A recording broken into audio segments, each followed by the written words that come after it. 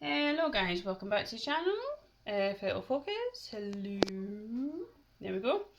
And let's get to it. So this is another two-perspective sketch, and this is how I basically captured a road in a field with a wooden fence. This was actually really quite fun to capture, and it literally took me either a minute and a half or less than a minute and a half. And I feel I was able to do it in that time, as well as getting the perspective and the proportions, purely because of the skills I have attained from doing portraits. Because it's the same learning method, same approach, everything. It's just you're obviously capturing a different topic. That is it, literally it. So geometric is heavily used, along with a slight bit of observational gestural, but it's heavily geometric.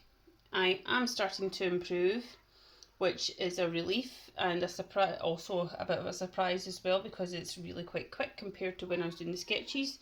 It took me weeks to improve with the sketches, but now it's just a couple of days. So this learning method really does work.